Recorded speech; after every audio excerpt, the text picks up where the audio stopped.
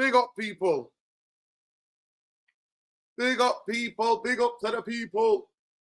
Big up to the people. I'm still on mute. I'm not on mute. I'm not on mute. Stop waffling. You're taking the mick out of me, Sol, honestly. You're having me on. Let me get to it. 1 second. 1 second. Let me have a look. Audio. What's going on with my audio, man? Listen, it's working, man. Stop it, people. Taking the mick out of me.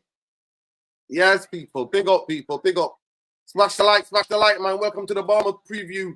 We're going to be going through Carrick'S presser. We're also going to be talking about the Champions League tonight. Disappointing, no comeback, no remontada. Tonight, let me give you the Champions League results, man. Let me give you the Champions League results. Newcastle absolutely got humbled. Humbled. Get ready to rumble. Yo, they thought they were going to rumble, but they got humbled. The Geordies got humble, people. They got absolute humbling tonight. Barcelona turned it on, and it was all over. But let's get through the results. So let me just show you. I watched a bit of it, actually. This game at one time was quite close. At one time, it was 2-2. Look, it was 2-2 at one time. And then Barcelona, second half, just took it away from them. Boom, boom, boom, boom. The first 10 minutes or 15 minutes, they scored 3 goals. It was 3-2 at half time, and that was a last minute first injury time in the first half where they got a penalty. But yeah, it was a tight game, end-to-end kind of game in the first half. Penalty there, and then they scored how many other goals? Well, damn, they scored another 4. Another 4 in the second half, which was crazy. Tottenham made a fight of it. Galatasaray were always going to get smashed. But yeah, facts. At the end of the day, they won, and that's all they could do, Spurs, is win on the night. They won the game on the night, but obviously they're out. Liverpool are through, 4-0, 4-1 in aggregate. And Bayern Munich are 10-2 in aggregate. That is crazy. Crazy! But people, you're not here for that. You're here for Manchester United. So yeah, let me remove that for a minute. Big up the people, man. Welcome to the Bournemouth. Big up for Saeed for the raid. Welcome to the Bournemouth preview, people. Welcome to the Bournemouth preview. Obviously, Friday night, mate, is Friday night football. Manchester United playing all these Monday nights, Friday nights. Crazy, man. This is what we are when we only got 40 games, man. The people that helped us finish 15th last season, I'll never forgive them, man. I'll never forgive those Muppets. But yeah, Bournemouth, Areola, we drew with them 4-4 at Old Trafford only a couple of months ago, but that was on the Amarim. We're going to get through the tactics, what Carrick's done to change Manchester United for what Amarim was doing. We're going to be looking at Areola. We're going to be looking at Bournemouth's form, what has made them. They've just drawn loads of games, but they don't lose too many games at home. They've only lost 2 games at home. We're also going to be looking at and saying, who is this left back that Manchester United are targeting? Because I've got a tweet to show you.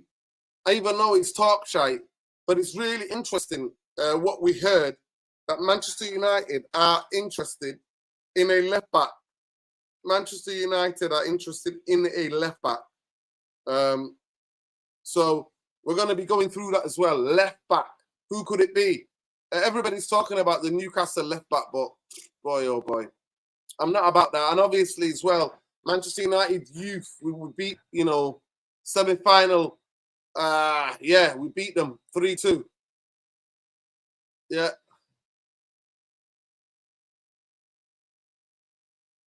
Yeah. We Carrick, Rooney, all of that. So the youth team is through to the semi-final. Manchester United Youth Cup in the Youth Cup, Manchester United are through to the final. Noah and Jamie, he scored. Studios leveled it, and Junior Brown smashed in the winner. So yeah, there we go. A couple of my friends actually are there tonight. I was too tired to go, but yeah, a couple of people have went to that youth game. And please smash the like, subscribe to the channel, people. Smash the likes, people. Just smash the likes. It costs you absolutely nothing to get to 200 likes ASAP. But yeah, welcome to the preview. The preview, as we preview Manchester United versus Bournemouth. I don't want to be hanging around too much. We're going to try to do this in an hour at the most. So let's be having you people. Bournemouth. What can I tell you about Bournemouth? What do you want to know about Bournemouth? Yeah, well, Bournemouth, they play with 4-2-3-1 or 4-3-3. In possession, they move into two, like 3-3-2-5 with fullbacks, fly forward, you know what I mean? And then out of possession, they're a compact 4-4-2. So they defend the same way that we defend out of possession, 4-4-2 block. High press, they actually do high press and they go man for man. That's their biggest thing. Their core philosophy or what they actually try to do is they're relentless. They're the top in the league for possession one in the final third. Quick transitions, direct play. They like going to goal directly. Fullback Smith, for weapons in attack. Midfield creators Brooks, Tavernier to supply the front two. That is what they do. That is what they do. And it's going to be very, very tricky. That's why a lot of people rate Areola. Some people would like to take Areola for Manchester United. Some people are, now that they've got Carrick, they're saying, nah, we're not about that. We're not about that life. And the biggest thing about Bournemouth is that in the last couple of years, they've lost so many brilliant players. But they sign key players. And their talent identification is unbelievable. I think it's Thiago. Thiago is the guy who's I think he might be a ex-Portuguese player who's the director of football. And he basically is an absolute brilliant. Yeah, man, listen, subscribe to this, man. Familiar people, get with it. Get with it, people, get with it. You heard about Enrique crap coming. Yeah, I heard about Enrique crap coming from this. Listen, Enrique said he's happy at Paris Saint-Germain now. Areola, very attack-minded, so we can catch them on the break open game. Let's hope we can do that. Nuruddin, are you worried about the weekend? Because I am. I don't want Carrick, as he doesn't have a plan B when things go wrong. Yeah, listen, it's gonna be Viper. Listen, it's gonna be very interesting. Like I said to you, I've got my reservations. I made it be known. I've told the whole world. Roy Keane still wants Eddie Howe's Manchester United after the naivety in the game management against Barcelona. Yeah, that was a bit naive, man. That was, to be fair, I don't think anything he could have done tonight. Barcelona just went up the gears. The first half, the game was really even. Couple of counters, Newcastle hitting them on a counter, and it could have been, and Newcastle could have won that game. But yeah, big up people. Big up the Therapy Army. Big up Fury, man. Big up Saeed for the Raider. Smash the likes, people. Smash the likes. Big up Titanium. Big up Love, man. Smash the likes, people. Smash those likes. But yeah, this is where we're at. This is who Bournemouth are. Bournemouth are a super aggressive football team that play front foot football. And let's hope they play that. They've only lost, like I said, 2 games at home this season. But they've drawn loads of games. The predicted lineup, let me have a look. Let me take you there. Let me give you what the predicted lineups could be. Last time it didn't really register the Manchester United preview. So let me just take you back there. Let me just double check. And give me a moment as I double check. Let me just double check. Upcoming matches.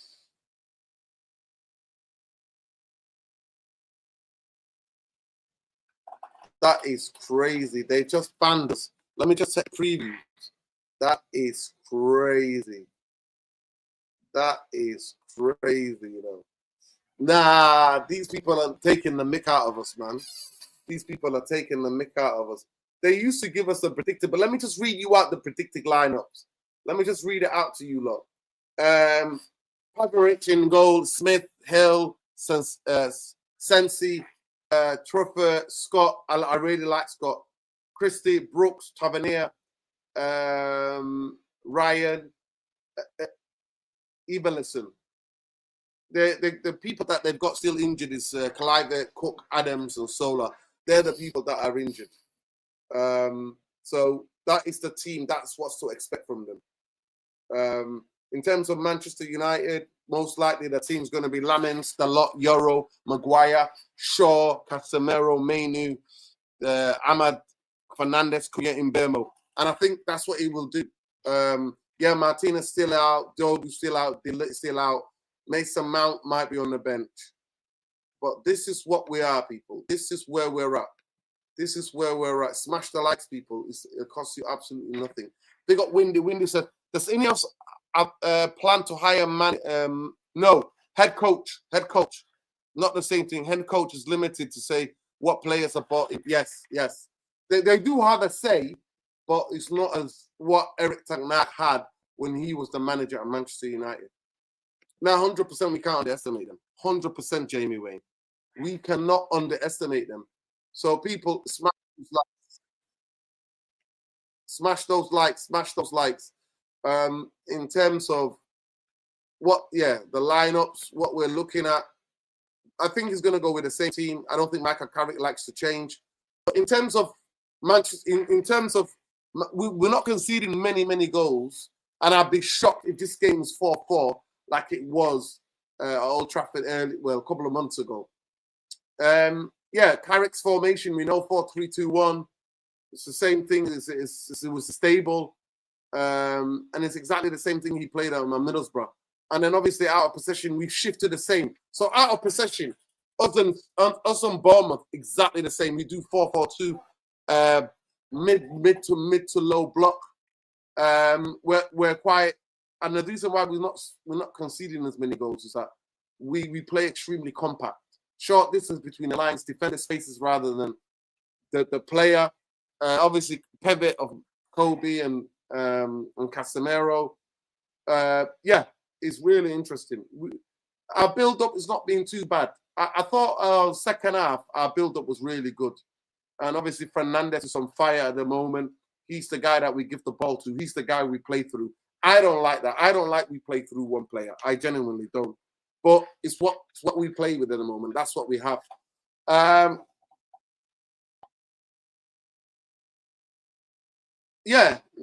than what we used to do with Amorim, we used to overcommit as soon as we lost the ball.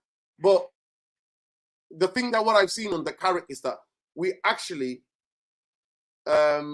we don't overcommit to the counter press.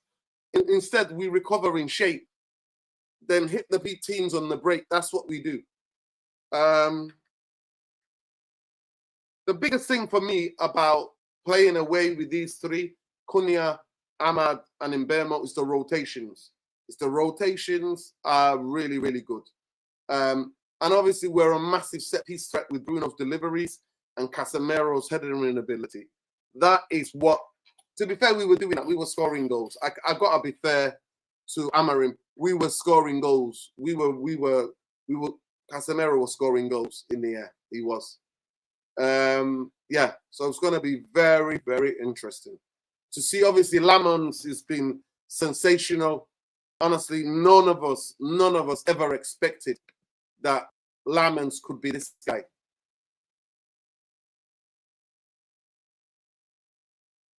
Lamons could be this guy. So, it's going to be very, very interesting. Now, 100%. Martinez is not coming back. Martinez is not coming back anytime soon. He said Martinez is possibly going to go international break and going to play for Argentina before he plays for Manchester United. That tells you everything you need to know. Yeah, big up, man. Big up, man. Big up, people. Please smash the likes. Get involved in the chat. But yeah, would you start Sesko? That's the question. Would you keep it the same? Would you keep Mbeumo, Ahmad, and bring Sesko off the bench? Would you keep Sesko on the bench? Let me just ask the question. Let's see if people can get involved in the phone. Because would you start Sesko in this game, or do you keep the same three up front? Would you start Sesko or bring him off the? Would you start Sesko? Would you guys start Sesko or stick with it with a fluid three? Yeah? Answer that question, people. Also, have you liked the video? I always have to ask you this. Also, have you smashed that like, people? Smash that like.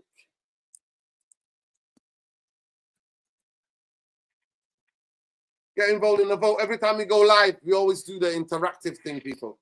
We do the interactive thing. So Get involved, people. Get involved. Oh, so many of you would start Sesko already. That's crazy. 50-50 already. But let's be having you, people. Let's be having you. Bench in Bermo, start Josh for his first one. In Bermo, starting to get big for his boots. I actually thought he played quite well against Spurs. I actually thought it was the first time he was involved in a build-up play. I actually thought that. I genuinely thought that. That was one of his better games in terms of physicality, in terms of getting on the ball.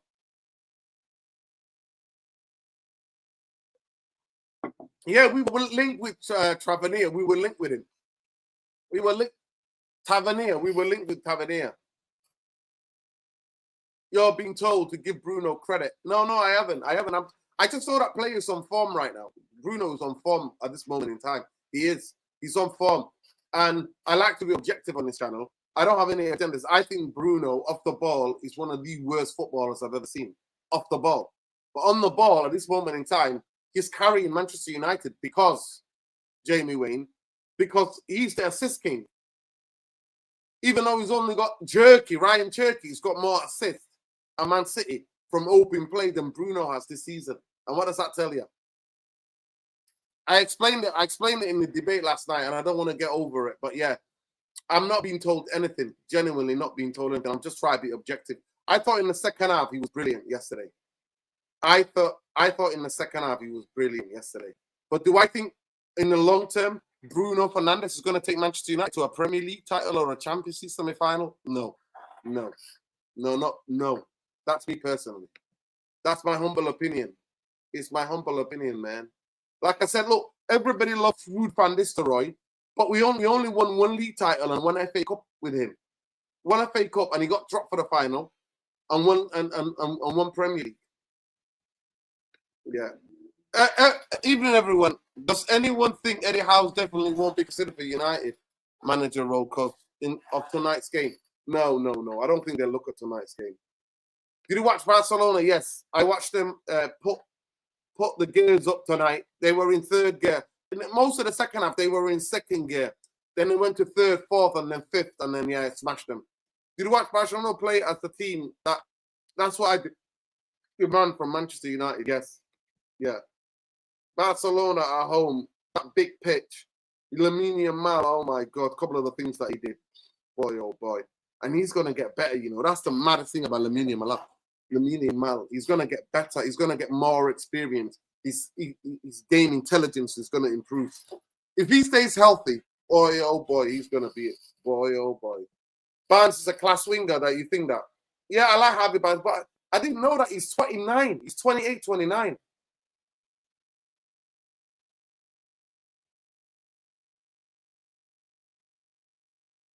Yeah, but I don't think they're gonna do that now.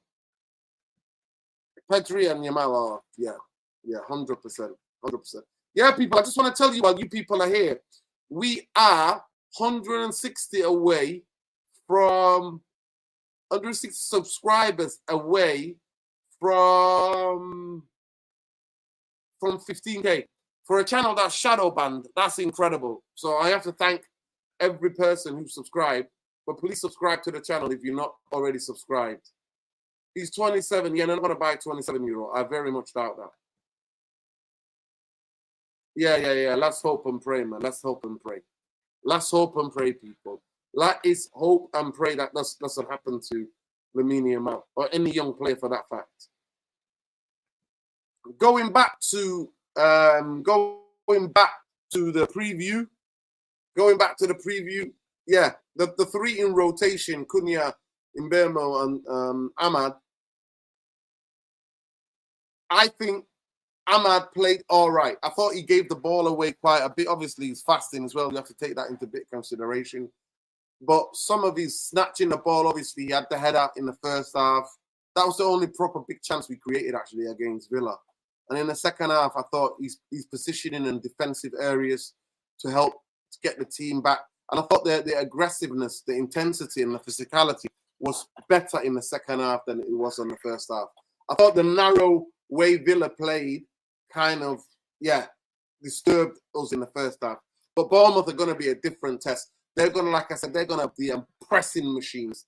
They'll press the hell out of you. Don't care who you are. It could be Man City, it could be Liverpool, it could be Arsenal. They don't give a damn. No, a youth player called Noah in a German winger plays like Greenwood, and so yeah. I saw that. I saw the goal.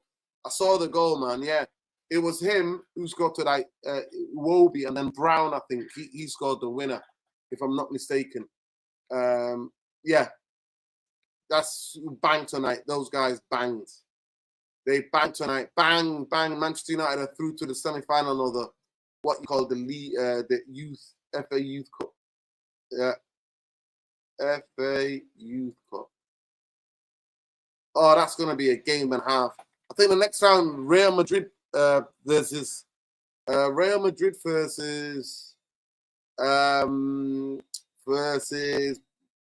Munich. That's going to be crazy. Yeah. That is going to be a game and a half, people. A game and a half. Liverpool have qualified, obviously. Galatasaray, Turkish teams are no match, man. You know what I mean? Erik ten Hag tried to sell us, man. That's what the worst thing was. Remember when we got knocked out by Galatasaray? That's why I could never forgive Onana, man. Remember that game? I could not forgive Onana what they did to us. Honestly, that was terrible. That was terrible. Yeah, Junior Brown scored the winner. Banged in the winner tonight, Junior Brown. So big up to the Manchester United youth. We do what we do. We are what we are. In terms of the Carrick, big fans about, better watch out. How you doing, Irv? I'm all right, yourself? Yeah, good. Lovely sunshine in Manchester, by the way, today, people. Yeah, very nice day today. Very nice. It must have been like the whole of the country. I reckon if Manchester gets it, that means everyone gets it, no? Yeah, it was the hottest day of the year today. I think it was 19 degrees at one point. Midday. Shit, really? Was it that hot? Wow. I thought it was like 19 degrees. 16. It was 19, I think, at one point. Yeah. Well, big up to everybody. Wow. Yes, Ev. Listen, Ev. We didn't catch you. You were busy. You didn't jump on. No, I missed the game. You see, and I watched it on Sunday night about 10 o'clock. I watched it the whole game. You know, you can watch it back. Yep. Okay. I didn't like the camera angle I watched it at, though. Yeah.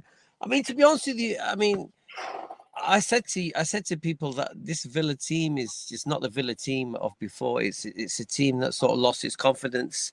It's a little bit like when we were just playing average football.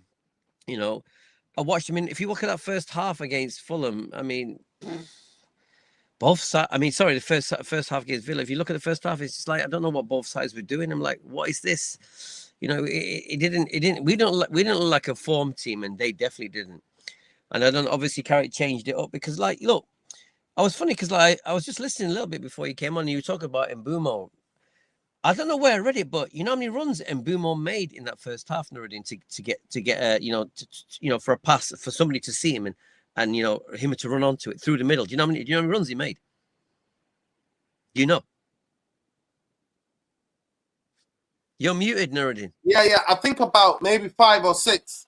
It was 13. 13, okay. 13 runs he made. Because, like, you know, we always talk about him a lot. Like, what's happened to this guy? Is he fell off a cliff? You know, why is he not giving us anything back? So I always try to, because, you know, since I'm watching this channel, I'm trying to look at the game differently because, you know, I always say the same thing. You got to watch the game differently. You got to watch it with a chess mentality on. And look how the game's working in many ways. And obviously, our strategy was to overload the right with Dalot.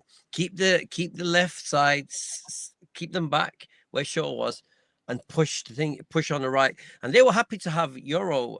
And then I think one of the guys was obviously pushing back in and their left hand side, our right hand side, to stop the overload. And then they were happy to give Euro the ball. And this is what I looked into. So, you know, the tweak he made, obviously, Bruno did play well in the second half. And we did open up. But against a better team, it wouldn't have been as easy as that, Nuruddin. It would not have been easy as that. We're just lucky that... I mean, look at the goal we give away at 1-1. I was like, look at this. So I don't know whether it was a real test because we played a team that are not really on form. So it was a good game to play against the team after we've been beaten, because I think if we'd played a very good team after losing to Newcastle, we would have got found out a little bit, because everything in this game is about confidence. We lose 2 on a bounce, you're going to show the fragility of these players. But the fact we've kept it going, and football's all about momentum. Momentum even breeds false confidence, I think. You may not be great, but because you think you're on this high, it just G's you up. It's the psychology of football. But like I said, I'm happy we won. I don't think it was a great performance. I'm glad Sesko scored again. Obviously, people going about. I mean, what was mad, to tell you the truth, never in the game. Don't you find it crazy that we put in these beautiful crosses, but no one there to head them in? Don't you think it's crazy? Honestly, Absolutely insane. Me and the guy I was sitting next to were laughing our heads off because Sesko's not on the pitch, and we put in 3 of the best. We put in incredible crosses, but we don't have anybody there. And I've been saying to myself, why doesn't somebody put balls in? Like Sesko, 6'5", meant to be a top header of the ball. And when he's playing, you're never getting quality like that. It's funny because, like, you see Cunha come wide, put these beautiful crosses in the left foot, and I'm like, who these crosses to? Are these trying to show us they can cross? Because it really pissed me off, that, to tell you the truth. Like, what is this? What kind of football is this? You show you can run wide and get the crosses in, but there's no one there. So why are you doing it when there's nobody there? It's just so strange. That's why I'm not, like, much as I like the team, I'm not jumping from the rooftops because we're third in that. I just think, like you said, it's a poor league. We've managed to dig ourselves out of a hole because of the Carrick factor. But I don't really think we're solid and we're amazing. We just, like I said, we've become more compact. We just become a bit harder to beat. But I don't think we're like champagne football or anything. No. I don't think we are. I'm not gonna lie to you. That second half, we played with a lot of physicality, energy, and intensity, which was completely lacking against Newcastle. So it was much better. But the first half was just dull. Absolutely. The only time was the Hamad header. That was the only chance we created. But what about the Dallo? What about the Dallo chance when he makes the run? Yeah, Irfan, he can't finish to save his life. But he blasted it like 50 yards over. Yeah, he can't save it. He get in a great position, and then he just poofs it over. I mean, I got to give it to him. He makes the runs, but come on. Yeah, Irfan, he always makes the run, but he loses. He can't finish. The most important thing is the composure to bring the ball down and finish. 30 goals conceded by English teams from the Premier, best league in the world, absolute crunch. 30 goals in the Champions League. That's crazy. Yeah. People, there's 300 of you in here. Please smash a like on the video. It costs you absolutely nothing. We're not even on 100 likes yet. Please, let's go. Let's be having you. So, we're playing Bournemouth. I broke down the tactics. They are extremely high pressing team. You saw the way we played and the way they played against us with Amorim with his 4-4 at Old Trafford. It was open. Basketball. You mean basketball? You mean that basketball game? Yeah, it was a basketball game. Basketball. It wasn't football. Carrick has made us a bit more harder to beat, even though at times I thought it was a basketball game with Aston Villa. But hang on, so you don't think it's so embarrassing for the club that it's 4-4 against Bournemouth? You don't think that's embarrassing, no? Yeah, it's embarrassing because in Irfan, their stadium it's not just a half of the Stretford end or 3 quarters. No, I went to it for We Out Here Festival. I drove right next to it, I had a little peep. I couldn't believe how small it was. I could not believe how small that stadium was.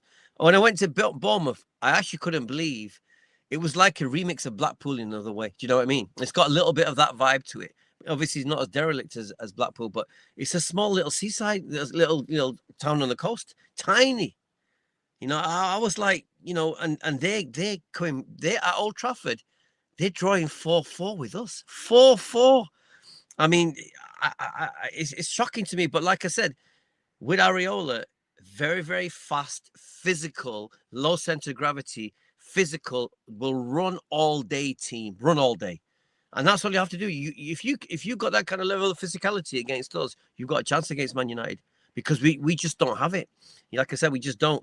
We rely on moments of football. But I mean, I rate them. I mean, I don't know if they've got the full team out, but obviously, I even said Areola, I would consider this guy for an interview for the job because the way he played last year. Look who he's lost this year. Who's he lost? He lost Semenyo. He lost Mbumo, has he? Who they lost? Who they lost Bournemouth this year? Who they lost from last year? Oh, they lost a couple of players. They lost the back four. Oh yeah, they lost the guy who went to Real Madrid. Real Madrid. They lost Carrick'S kid that was going to Liverpool. Yeah, Carrick'S, left back. Yeah, they lost the other centre half. They lost so many. I think a goalkeeper. They Yeah. lost crazy, Irfan. It's been on Holston. Hoyston. Yeah, that's it. Yeah. I mean, it's crazy. I mean, that's what I mean. That is when they lost half the team. I mean, what position in the league this year? Are they mid-table? Where are they now? Yeah, they're mid-table, Irfan. Mid-table. Mid-table. So they've come They off are a little the bit. draw specialists. They are the draw specialists. They are the draw specialists. But Nuruddin, they're punching way above their weight considering where they are. They're punching way above their weight for a small little town. You know, I call them this year's Brighton in a way. You know. Yeah.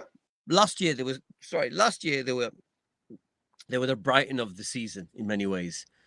And it just become solid. They've got a solid manager. I just think that he needs a bit of support. He needs to find some more, these nuggets that they obviously the director of football and the scouts find. They need to find a few more. But like I said, they're not in relegation. Look, they're going to survive. They're 10th, 41 is very respectable for a tiny little club. It's very, very respectable. In fact, they score a lot of goals. To be fair to them, they score a lot of goals. Yes. I mean, like I said, but they also concede a lot of goals. Like I said, because they sold half of their defense last season. You know, all in three members in their defense in the back four last season. Yeah. So this is where they are. I mean, look, they lost some. They are the draw specialists. No other team has drawn more games than them. 14 draws. 14. Wow, that's a lot. That is a lot. We've drawn 9, Efan. Yeah, but Nuruddin, that means they've competed in half their games. Half the games are competed. You know, whether you like it or not, 1-1 is like, you know, it's respectable for a team their size. I mean, they weren't gonna have the magic season of last season, you know, but still, you got to pay props to these people with like tiny little budget, and like I said, the organization, the energy, the high press, etc. They are a good. If I was top of if I was Premier League coach, I say, there you go. Look, these are the kind of football clubs that we produce, and you know, you got to give hats off for people with a tiny club, a tiny budget. You can't say more than that, you know. Like I said, it embarrass us in many ways, but our riches embarrass us. 100%. 100%. This is a little bit of news coming out this afternoon, people. A Man UFC held talks with Carlos Palebe represented as early as last month. With personal terms are likely to be issued, he's hoping to move. A final decision will depend on club's managerial situation at the end of the season. So that's one thing. That's one thing. Carrick tonight at the youth, it was at the youth game at Old Trafford. Manchester United are through to the semi-final. The youth took that. They won 3-2, and they beat Sunderland 3-2. But this is Carrick's. This is Carrick's presser. Some of the quotes on Carrick's presser. So there we go. Carrick wants to win the PA Football of the Year. I'm delighted he's playing the way he is, having the impact that he has for us. He's proving to be right up there in the conversation. So I'd love to see him take the award. So that's Bruno. But you know, Nuruddin, if you mention the things you do about him, you know you're going to get a lot of grief. You're going to get a lot of hate. We had a debate last night. Carrick on Mason Mount is starting. So they asked him, is Mason Mount going to start? And he's like, starting would be too much at this point for training time. The exposure he's had, he's brilliant to have him back. He's a fantastic player, great to have around the group. The break is coming good time for him. Well, he needs games, so why is that a good time for him? What are we doing here? I don't know what he's talking about. But Nuruddin, like again, Alessandro Martinez, Carrick convinced Alessandro Martinez will miss Bournemouth game. Alessandro Martinez closer, is a lot closer. He's getting there. So after this one, I think he's going to be all right. Dogu is a bit further down the line, but Masraoui is just ill. He just wasn't feeling too good. So the other day, that's why Masraoui didn't play or wasn't even on the bench. It's fasting as well, Nuruddin. It's fasting as well. Come on. It's fasting. I mean, he was playing last season when fasting. Carrick on the similar way, really frustrated for Mata. He's obviously trying to work to get back. It's the back issue, really. That's proving difficult. We'll keep working as hard and we can get him back as quickly as we can. Well, it's not happening, innit? So that's why I think Manchester United need to sign a centre half, because this is mystery, mate. You think he's finished, this guy? I mean, Nuruddin, he came to us with injury. He came to us saying he was injury prone. Come on. Yeah, I said that. People were telling me that they knew different. I said that I don't want this guy. I mean, I don't believe Barcelona. I mean, Bayern Munich would have got rid of him if he was all that. He was solid. They wouldn't have got rid of him. I don't believe that. Yeah, I believe they go for a reason. To be fair, Paul Scholes said that. He said it. He was injury prone. Yeah. Yeah.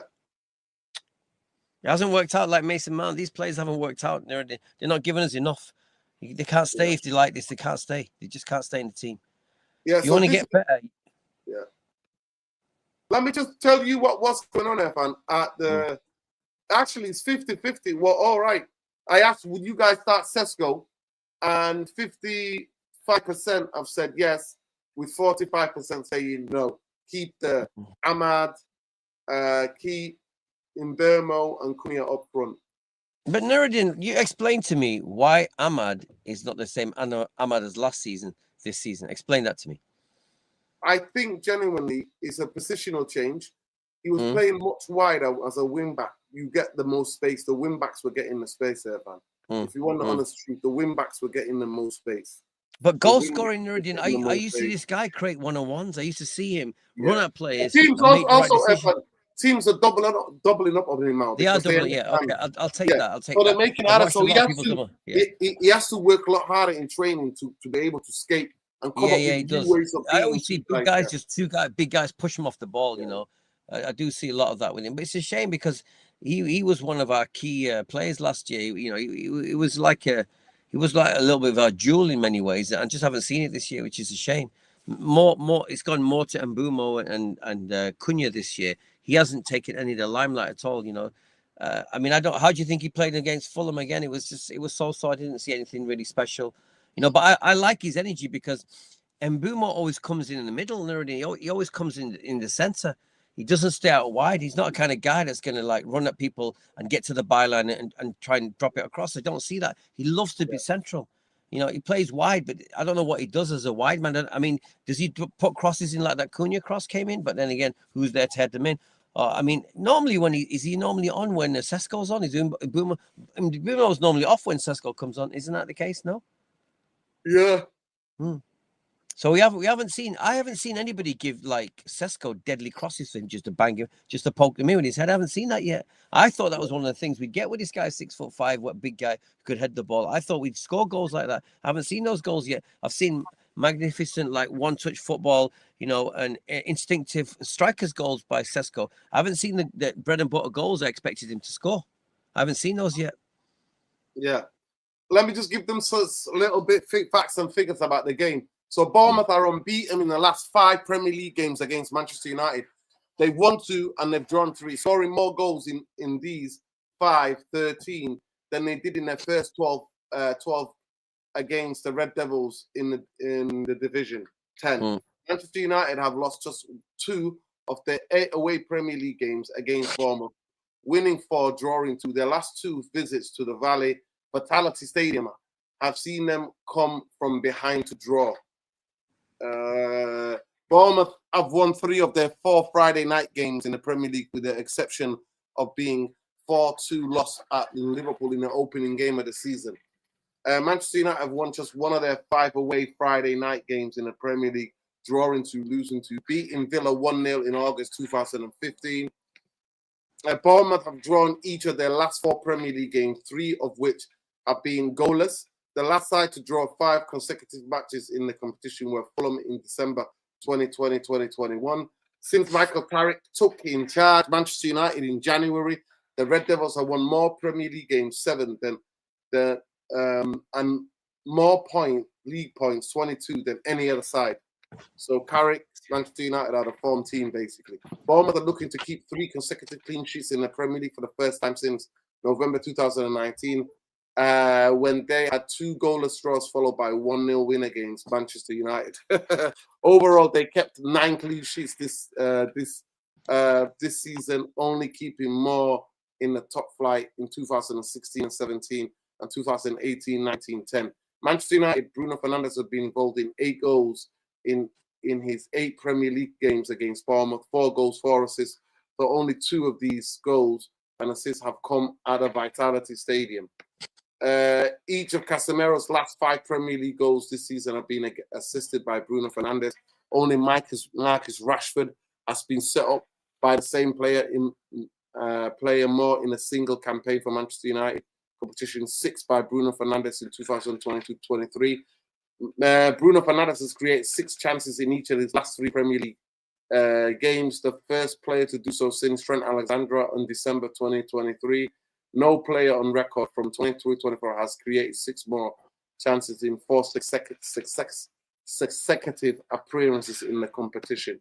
So yeah, that's what we've got, people. What kind of game are you expecting from Bournemouth? I'm just looking at the figures. They've the last 5 they've drawn 4 and won 1. They haven't lost any, so they haven't lost in 5. Okay, they haven't lost in 5 games, have they? You're muted. Yeah, they haven't. Yeah, they haven't lost. So and I'm looking at who they played. They've played Everton. They won 2-1, 0-0 against West Ham, 1-1 against Sunderland, 0 against Bradford, 0 against Burnley. So mainly lower bottom half and relegation sort of threatened teams there. Apart from that was a good win. I think was it a home game against Everton? Was that a home? Yeah, it was a home. No, it was Everton away. It was an away game. Wow, so that's what I mean. So again, it's that old cliche again where what you always say, it's a game where the first goal is vital. It's the first goal. I think if we go behind against this team, we're up against it. I really think we are. And I hate saying that. I always think it's crazy when I think about it, but I think that's where we are with this team because like I said, these teams are still raising their game against us, no matter what it is, no matter how shit Man United have been in the last 10 years. These players seem to raise their game against us because it is almost a case of like, well, everyone's watching this game. And the agent's telling the players, listen, raise your game for this game because this is the one that's going to get you noticed. So I feel we get a lot of that from these type of teams. Yeah. So I think if we go behind, we're really up against it. And like I said, the fact they haven't lost in 5 games, this is going to be. I think this could be a trickier game than Villa and Nuruddin. I think it's going to be a tricky game. I really 100%. Do. I thought Villa in the second half we bullied them with a physicality. The biggest thing about Nuruddin, they've got a lot of runners. The runners, and they have a lot of physicality. They play with intensity. They can concede goals, but attacking wise, they are the pressing monsters, Irfan.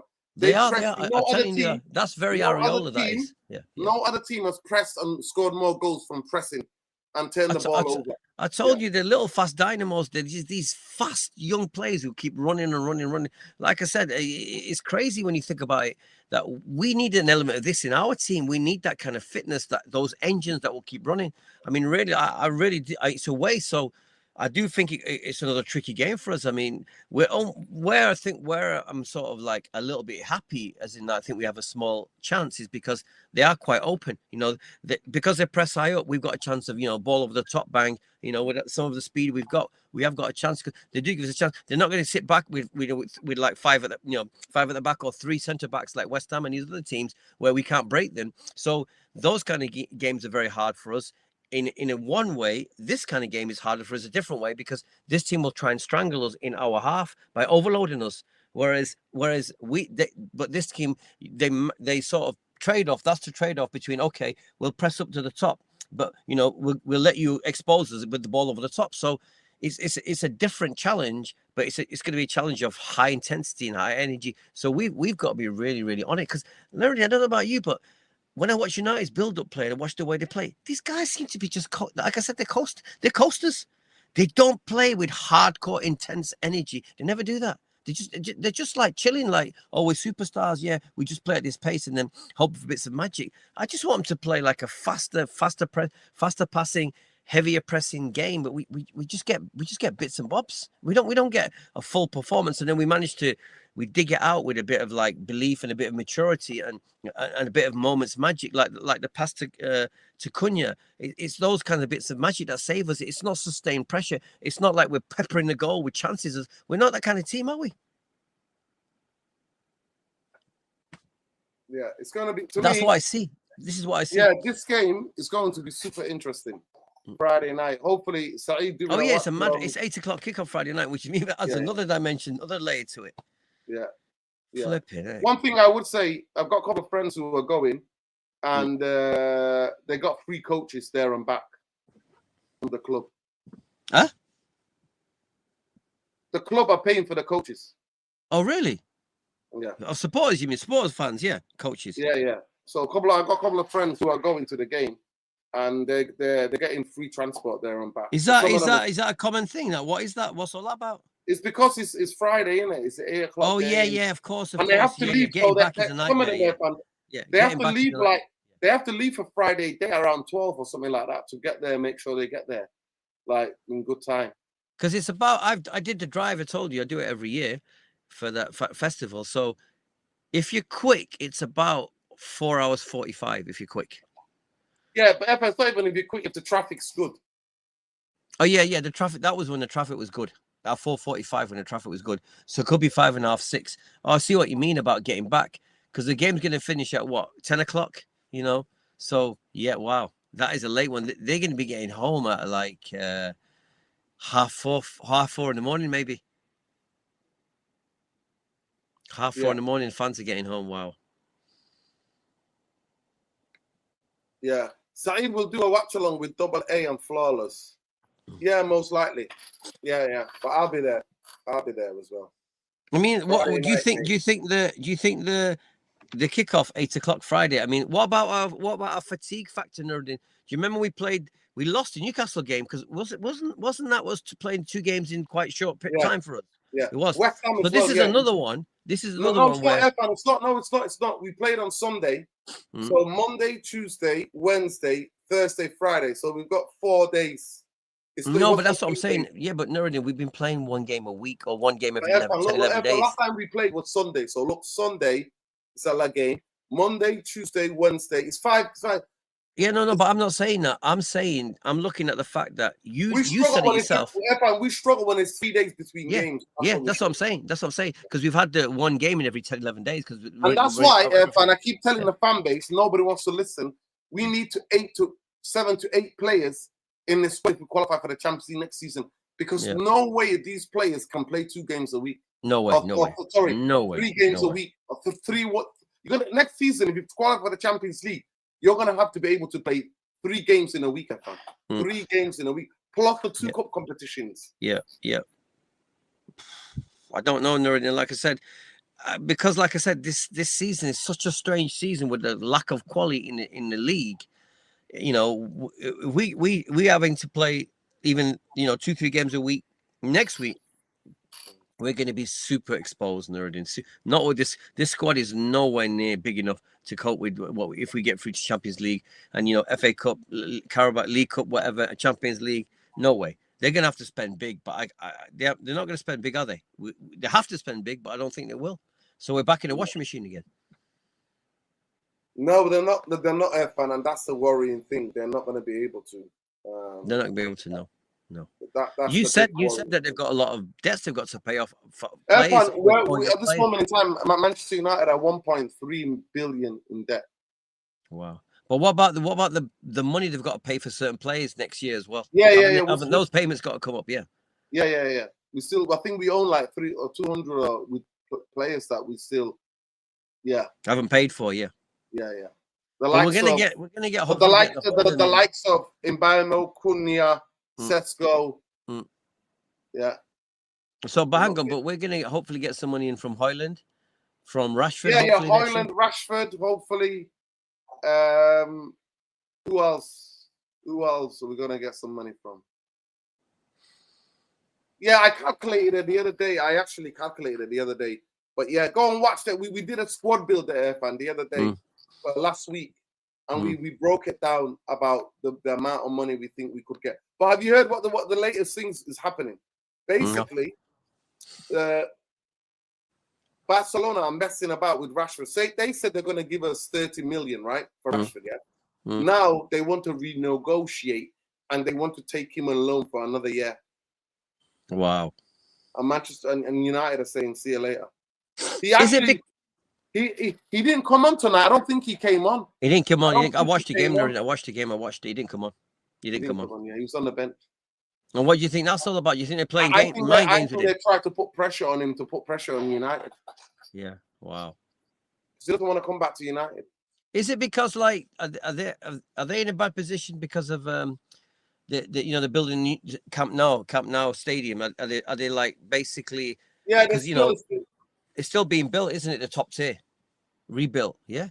Because it was only 62,000 today. Normally it's like 90,000. Is it normally when everything's open? 100. Yeah. I mean they got 100,000 seater now. 100,000 seater. 100,000. Wow. Yeah. What do you think? Give me the scoreline tomorrow. Sorry, Friday. What do you think the game's going to be? What kind of game are you expecting, first of all? I'm expecting a team, right? I'm expecting us to start off beach football like. I'm expecting us to get a rude awakening from a team that's on us.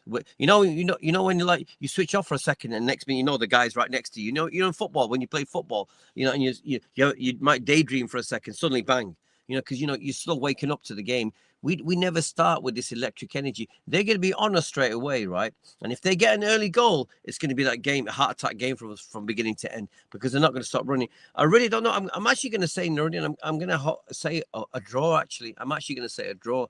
I don't see us winning, even though we are in a good room of form, a good vein of form by results. I don't think we're in a good vein of form by performances. Do you understand? Is it fair to say that our results are not as good as our form actually is? That's how I see it. Yeah, that winning is the confidence of winning, where you start winning, but you're not playing that well when you're winning. So I think it's going to be a 1-1 actually. Yeah, probably 1-1 or even a 2-2. Nuruddin. I can't see like a win, an easy win for us at all. In fact, they might even win, but then again, it's a tough one. It's going to be. I'm going to go for a draw 2-2. I'm going to go for 2-2 draw, because I just think that they're just going to be ours, and we are going to give them chances because of the energy. They're so fast and so athletic, and they're up for Man United as well. So I think it's going to be a tough game. I think our sleepy football will get found out again. That's what I think. And these guys like Shaw and Dalot, when you're on them, bang, you'll be able to score against them because they're not fully there all the time. They're just not fully there all the time. Yeah, I mean, obviously, it's helped with the shape, it's helped with the compactness, but it's just a case of like, I just haven't seen it. I haven't seen it, ever since the Arsenal game. And then the City game, they were two magnificent games where I thought we got it right. But these teams are a little bit different to that. This team's got something else. And again, and the other thing is the motivation factor, where they've got nothing to lose. So they're going to go for it. And like I said, they're going to perform for their agents and knock on the door of big clubs because everyone's watching. So there's lots of little factors behind the scene in this game. But I actually don't think I think it's going to be a draw. We're not playing a game till the 23rd of April. Let me show you. It's crazy. So wait a second. We're not playing a game till I'll show you. Let me just show you quickly. This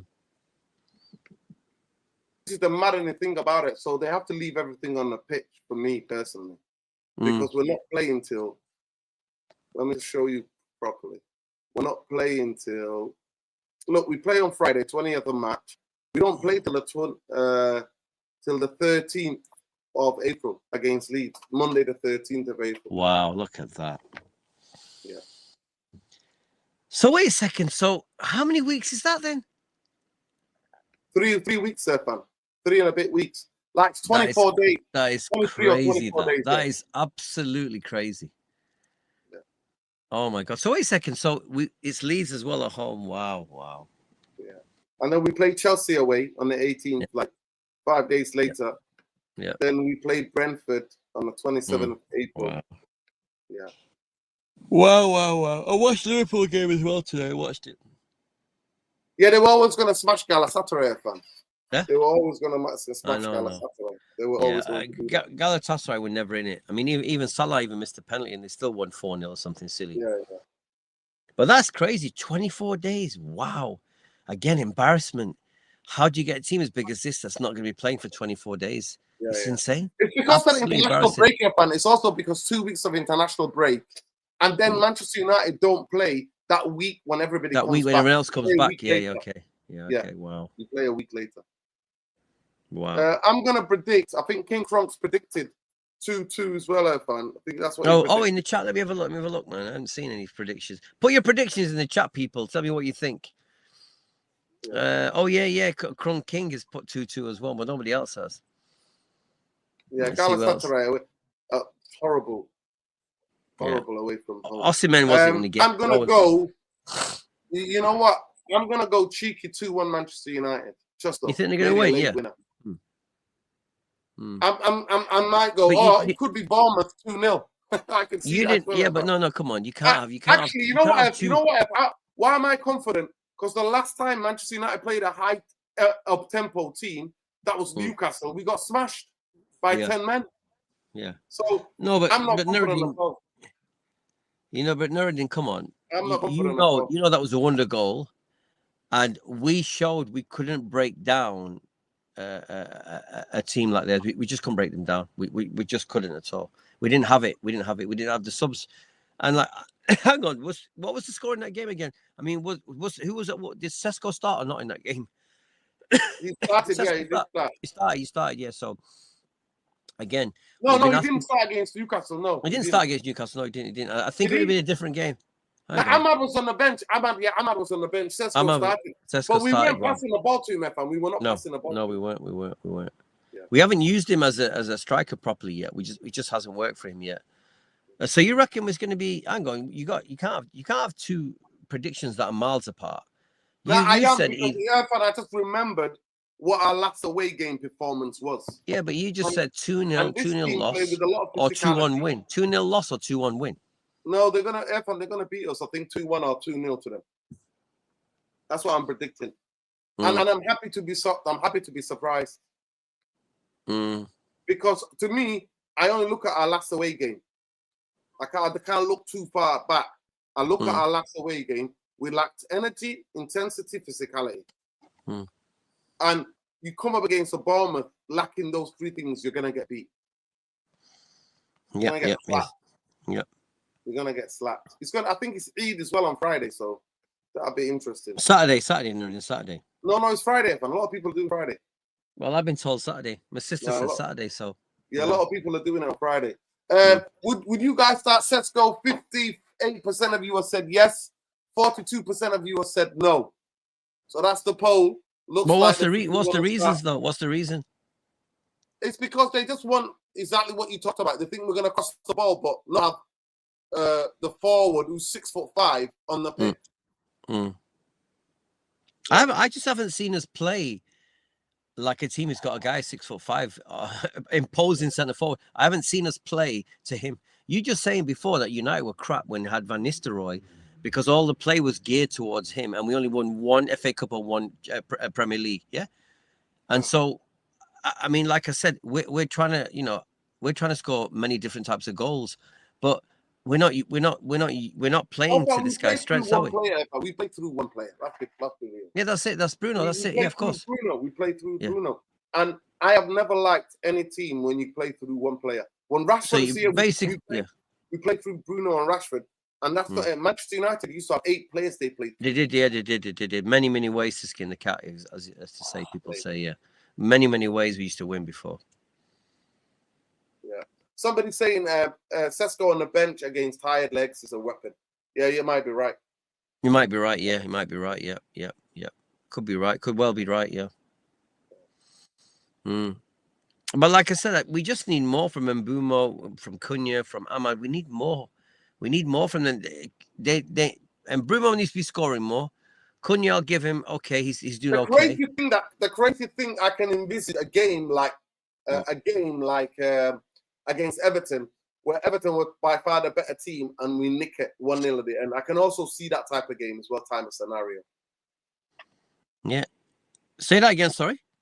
I can also see that type of level of scenario where they in footballing wise, they bully us, they overrun us. Lamin's making saves with physicality, and speed. Lamin's is making save after save, and somehow we go on a counter attack and we score and we get out of there 1-0. That could happen as well. But they're mainly they're not like a team that scores headers against, are they? They're a pot shot team, aren't they? Fast, quick goals. Got that young kid who scored. I mean, fantastic goal that guy scored. He's a young kid, young black kid. I don't know where they got him from, but he is a finisher and a half. The goal that he scored at Old Trafford, one touch, the other touch to find the corner, was a quality goal. I forgot his name. Does anybody know what I'm talking about? The Bournemouth young striker. He plays like a number 10 striker. He's a very good player. He came on the pitch and scored straight away against us at Old Trafford. So, yeah, I expect a tough game. Absolutely tough game. Yeah, Ryan. Is that his name, Ryan? Yeah. Ryan, yeah. Good player. Yeah. Corey, Might be Kapori, yeah. Right. I think it's Ryan, yeah.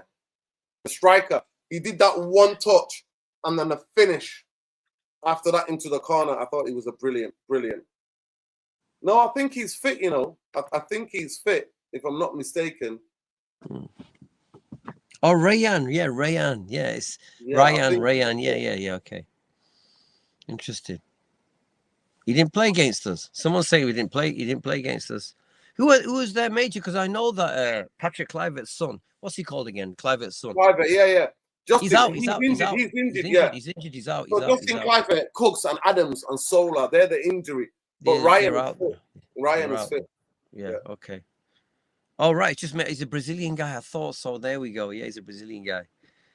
Someone just said they made him national team. So yeah.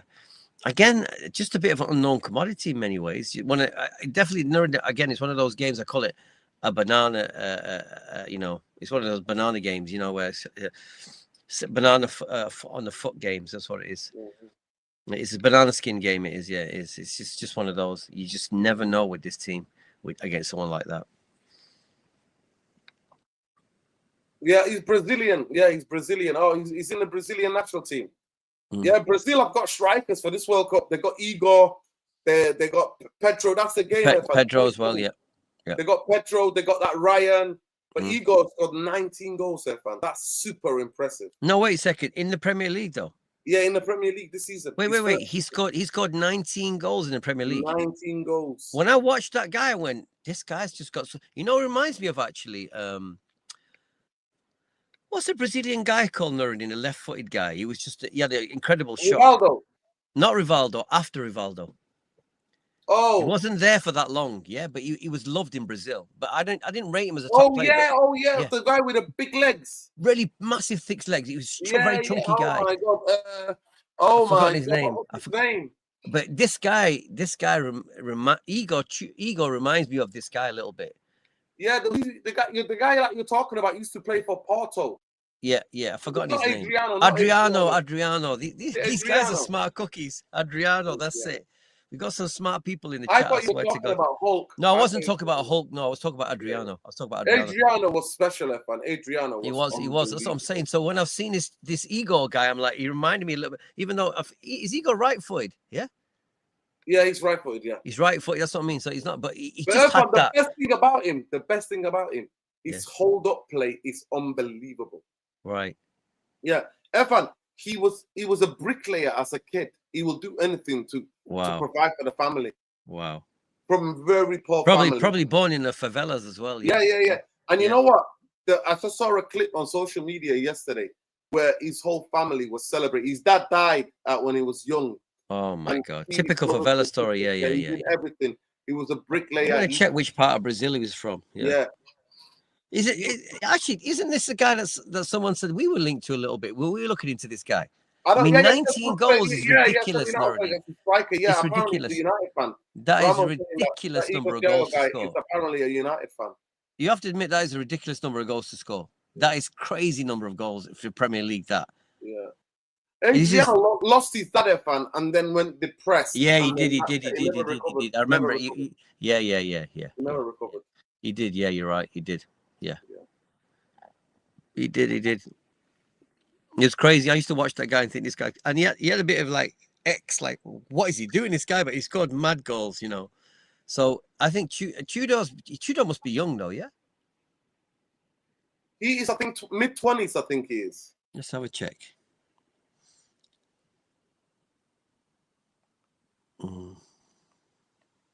Right. Yeah, good job he didn't play for. So who's the main danger tomorrow then? Who is the main danger for them? Their main danger to me is like Tavernier is a fantastic Ryan. Oh yeah, Tavernier. Tavernier. You know what? The other Brazilian, Evanilson, I can never say his name properly. Evanilson. Yeah, he's a good player. Oh, but he had a barren run where he wasn't scoring and suddenly started scoring. He scored against us. He started scoring again. Yeah, he had a barren run before that. Obviously, Christie, the Scottish guy, is quite creative. They got Brooks.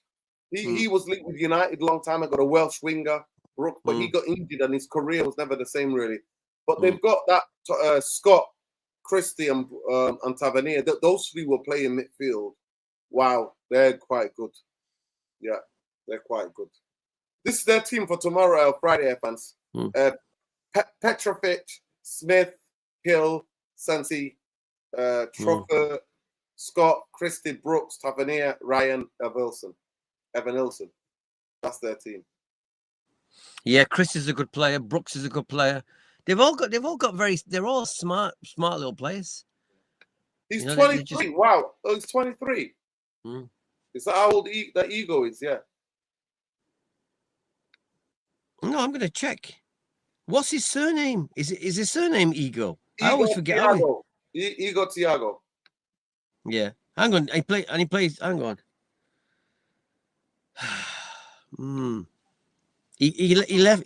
Came from a Belgium. Yeah, Belgium club. Yeah, I think so. Ego Thiago. Yeah. He's 22 years old now. He's 22. Now let's have a look. Yeah, I think he's 22. No, he's 23. I think he's 23. 23. Yeah. They say he's a bit like a Tony in a way, though. Yeah. Oh, he's 24, Evan. He was born in 2000. 24. Yeah. He was born in Gema Federal District of Brazil. Where is it again? Gema. It's called Gema. Let me have a look. It looks like a countryside, like a farm. Yeah, it could be. I'm going to have a look on the map now. Ego Thiago birthplace. Yeah, let's have a look. Gamma in the Federal District. No, even I don't know where that. I know why. Bloody hell, nerding. It's in the south. It's in Brasilia, where all the Germans live in Brazil. Yeah. I've been to the south of Brazil changes a lot from Bahia, from Rio, from Salvador. You know, I've been and Sao Paulo. They're all different. Yeah. I've been to Brasilia. Yeah. I was there for a while, and it was. Yeah, it's where the capital. It's the capital. It's like that is like it's 60 years old nearly. That city, Brasilia, is 60 years old, and there's two architects who built that city. One of them liked trees, one of them didn't. Crazy, it's crazy. It's crazy. It's a brand new city. That whole region, they're obsessed with like the indigenous people there. Felt like the whole mysticism about aliens, people from extraterrestrials. So yeah, they play on that. I went to a place called we drove from Brasilia, a couple of hours into the mountains. We went to a place called Ultra Paradiso, which is logistically the middle of Latin America. It is the central middle of Latin America. Wow, it's so many miles to the left, so many miles to the right. And there they were playing on it. So, you know, bars and restaurants, they got these alien balloon things going on. It was quite funny, actually. Yeah, well, going back to them, Nuruddin, does that guy Marco Senesi, does he still play for them? Apparently he's leaving. I think he's leaving. He's on a free transfer, and some United. He's meant to be one of their best players, and so is that Ryan Christie, the midfielder, Nuruddin. Ryan Christie. Yeah. He's a Scottish guy. He used to play for Celtic, if I'm not mistaken. Yeah. And the keeper's pretty good. Is he Petrovic? The keeper. Petrovic used to play for Chelsea. Yeah. They got another defender called James Hill, also meant to be very good. Yeah. And then obviously Evan Nielsen, you know, is their striker. Yeah, Evan Nielsen and Ryan. Ryan is a fantastic finisher. Right. Ryan, if you go check out the goal that he scored at Old Trafford, it was unbelievable. Unbelievable. And it's been called up to the Brazilian national team. But yeah. Listen, people, that's it. We've talked about it. That's your preview. On your way out, please smash the like on the video. Subscribe to the channel if you're not already subscribed. I've got to be up early in the morning. I'm in Bolton for early morning. I need to get the train. So big up to every one of you. Smash the like on the video. Subscribe to the channel if you're not already subscribed. We'll be back. We might do a video tomorrow. We'll see. Somebody saying here, Maicon, Lucio said, Zanetti, Shivu, Cordoba. Yeah, I think that's the Inter team. Inter Milan. Yeah. I don't know if Adriano's won the Champions League. Somebody said that. I don't remember him winning the Champions League. Yeah. I don't know about him winning. I know that. I don't think he was there when Jose won the Champions League. I know what's his name won the Champions League though. Mario Balotelli. He won the Champions League. Yeah, he won the Champions League. But Efan, can we just quickly talk about the World Cup? Listen, maybe Efan, if you're around. Oh yeah, no, don't get me started. Please don't get me started. I couldn't. You know what? I couldn't believe when I read it. I thought I was going a bit crazy when I read the headline that they're giving it to Morocco. I was like, no, what? No, this I must be dreaming. I thought someone No, give me Irfan, drugs. that's going to get overturned. Irfan, that's going to get overturned. That's going to get overturned. No, Do but you know why, Nuruddin, Irfan? you know, I watched it. You know, I watched it, right? You watched it too, right? Yeah, I have a lot of friends in Morocco, but I've also worked with people in Senegal. I've actually yeah, just finished some projects with some people in Senegal, in Dakar, right? yeah. So they were ringing me up before the game, and I was wishing them good luck. But I was also wishing my friend Morocco, yeah. Kamal in Yeah, we got Marrakesh. a I lot was of also friends in Morocco as well, Irfan. I've We got were there friends, together. We were there both of together. them, you know. And these people are not the regular. They're not the regular people. You know, they love football. You know, one of them was a Barcelona supporter. You know, obviously the guys in Senegal, they loved it, Paris Saint-Germain and other teams like that. And I watched that final, right? And remember the miss. Was it Brahim Diaz? What was the bit that drove me crazy in the game? Irfan. No, Irfan. I'm not going to lie to you. I just want you to go and watch the highlights after we finish here. Yeah. And I want you to look at. I think that was all agreed that he was going to miss. That's why the Senegalese players came back on the pitch. Because, Irfan, if you watch it. Oh, right, yeah. Because it was such a bad miss. It wasn't a miss that you could just do, yeah. Irfan, one thing football players can never fake. Yeah. It's a celebration. Yeah. The Senegalese goalkeeper collects the ball, and you see Mane talking to him. He say he's gonna go down the middle. Honestly, there's a video, there's a clip where he's talking to say, so just stand there and pick up the ball. And then the Senegalese players don't celebrate. They don't run to the goalkeeper and go, well done. They don't. Yeah, because they knew it was happening. They run to the halfway line, Irfan. They run to the halfway line. Oh, so, Irfan, the referee's final decision is a decision. Now, this rule could have stood, this new rule could have stood, Irfan, if the referee said that and awarded the game and said, right, you walked off the pitch. You walked the pitch, that's it. Game null and void. You can't go on. You can't go on. Yeah. You've lost the game. You forfeited the game. When we started, it's over. It's over. You can discipline the referee. You can find the Senegalese team. You can do this. You can do that. But one thing you cannot do, Irfan, soon as he goes to appeal, that thing is going to be laughable. So there are some Moroccans celebrating, and it's laughable. It's not going to be. And if I was a player, Irfan, I would not win a trophy like that. What the hell is that about? Yeah. Irfan, not even that. But listen, tomorrow night, if you're around, let me know, because I like to go live and talk about the World Cup, Irfan. And maybe we should, you know what, actually, maybe I'll just save it till after the game. Maybe sometime in the weekend we can talk about that. Maybe on Monday or Sunday, if you're around Sunday, we can talk about that. Because the World Cup, Irfan, Iraq cannot go and play their game. Oh, yeah. They can't. No, they were asked to play in Mexico, but I'm talking about Iraq. Iraq have got to play Iraq, qualifier. The airport's closed. Yeah. Well, no, Nuruddin, if we, before I came on, I reckon I did 3 hours listening to geopolitics of what's going on. I reckon I did 3 hours listening to everything I can learn about the gas field. They just bombed. You know what the strategy is. I like to know. I'm obsessed by that. So, like I said, I just done 3 hours of it, just trying to work out what's going on. How, why they killed Laranjal. I mean, I could if this program was about geopolitics, Nuruddin, we could do 5-hour programs every night. If this was about geopolitics, this football channel, we could do 5 hours every night. Yeah, it's just unbelievable. It's unbelievable. People do not understand. We have a psychotic of the psychotics. Yeah, Irfan, we got the Epstein. This is the Epstein war, Irfan. No, we know. Yeah, we know Epstein. Yeah, but Nuruddin, I know that, but it's not just that. It's the Epstein war. It's the fact that the Israelis, they have a thing called Masada, MASADA, right?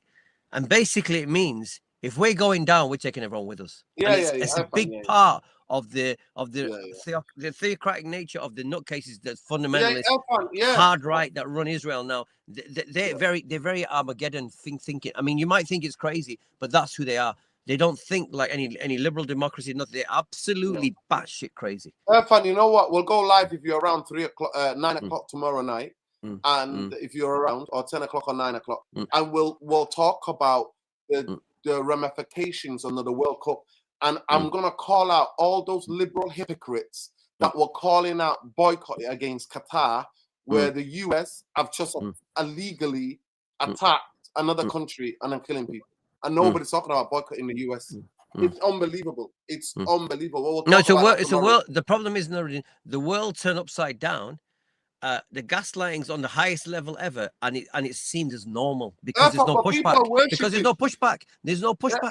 People are worshipping people who literally molested young girls and did all sorts of them. This is what it is. This is what this is. The reason why he's doing what the Zionists are telling him is because they've got him on tape with little children. Of course. There's no other there's no other reason why this is happening. They've got him by the Epstein balls. They've got everything they need on Sky, and that's their MO. That's been their MO for 60, 70 years. Is to honey trap them and get the information. And Bright did it with Clinton. They did it with everyone. It's the most successful MO they've got. It's the most successful. We'll talk about what they did to Clinton as well with Monica Lewinsky. That was that was Israeli honey trap as well. Yeah, it was. She worked for them. She worked for them. Of course. Yeah. And that's why in Epstein's flat, he's got him with a blue dress. You know that he's got him on that dress. You know that.